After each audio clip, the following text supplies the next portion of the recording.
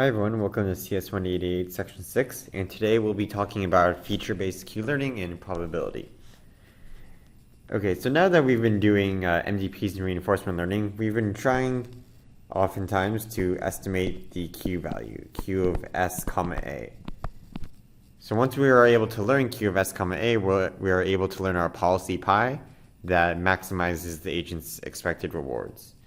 But in general, this can be hard if we have large state spaces, so a lot of S, and large action spaces, so many options for A. So because of this, we're motivated to do feature-based Q-learning.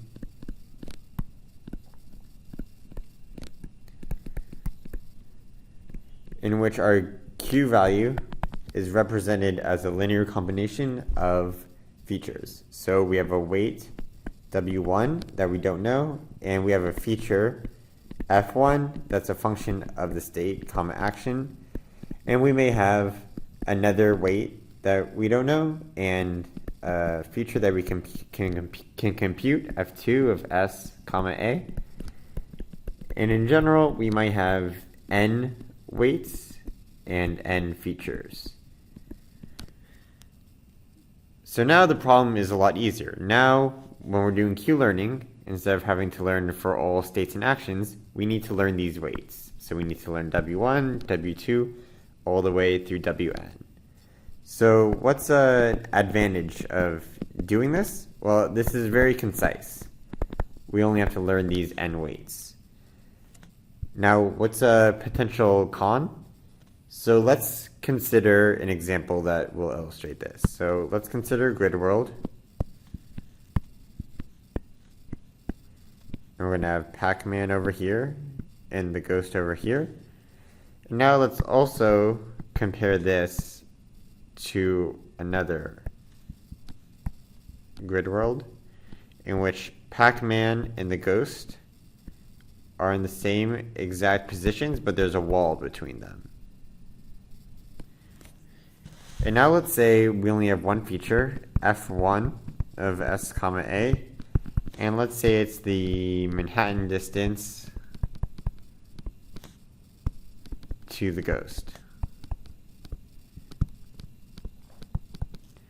Now let's compute F1 for both of these grids. So for here, we're going to have F1 will equal 2, and here F1 equals 2. So because of this, they have the same exact feature. Then we're calculating Q of S comma A, W1, F1. They'll be the same.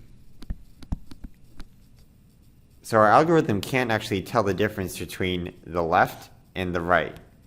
But we know by looking at it that the left is much worse than the right, because on the left, there's no wall between Pac-Man and the ghost, so the ghost can go and attack Pac-Man. While on the right, there's a wall, so Pac-Man would probably be able to escape. So we've lost a representational capability because of these features. So that's one of the cons of Q-learning, is you need to choose your features well, or else you might not be able to learn a good policy. Okay, so now let's look at the updates for this feature-based Q-learning. So in feature-based Q-learning, we do the same as we did before. We have a sample that we get from acting, and it's equal to the reward that we see plus the discounted future Q value, where Q value is computed as above. So it's weight times feature plus weight times feature, on and on. And now for the update, instead of updating the raw Q value, we're actually learning the weights, because the weights fully describe our Q value. So weight I will be updated to be the current value that it is, plus alpha, which is a scaling factor between 0 and 1, which tells you how big of a change to make, times the sample minus our current value q of s comma a times the feature fi of s comma a. So when we look at this equation, so like I said, alpha is kind of the step size, so how much should we change? This is kind of our delta, so if our sample is higher than our current Q value, then we should increase it. And Fi is the feature associated with weight.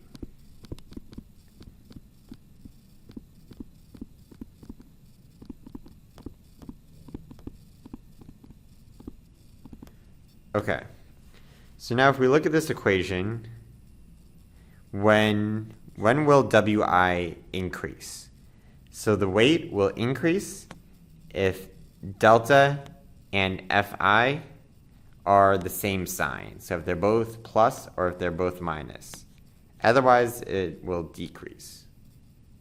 So we'll do an example in the worksheet, and I'll show how when we do a weight update, it will make our Q value better represent how our agent should act. Okay, so now we're going to go over a review of some basic probability. So some of these might seem trivial, but I'm going to lay out some basic rules and laws of probability, which will be useful in the coming lectures and topics that we'll be covering. So the first one is that the probability that big X takes on little value x is always positive.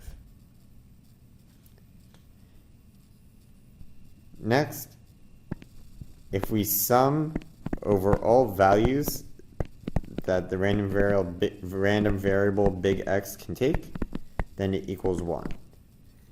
So this one might seem trivial because, I mean, if you're introduced to probability, this is the first thing you've seen.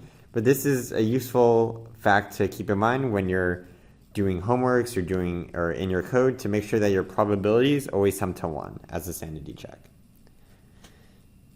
Now, let's talk about marginalizing. So in marginalizing, the probability of X equals the sum over some other variable Y of the joint of X and Y.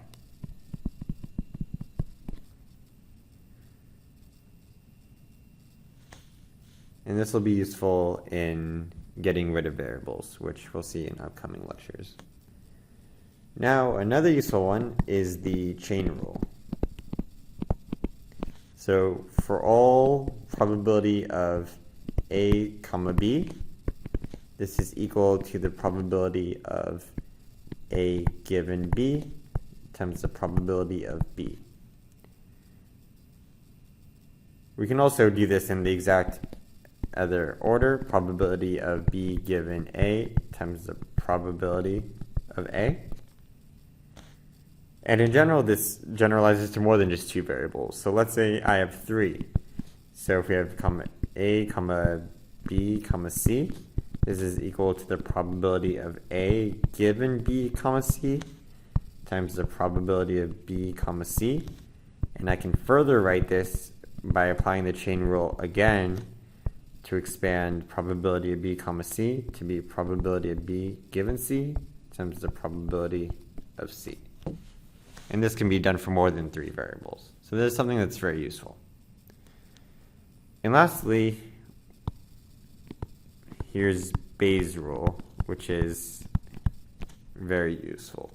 So the probability of A given B is the joint probability divided by the marginal probability of B. And we can rewrite the top in terms of the chain rule. So it can be written as the probability of B given A times the probability of A over the probability of B. Another useful way to rewrite the bottom, which actually you'll find useful and it'll become clearer in future lectures, is you keep the top the same But the bottom can be written actually in terms of marginalizing the joint. So we can sum out over A of the probability of A comma B. So sometimes when you're doing calculations, this will actually be the form that will be useful.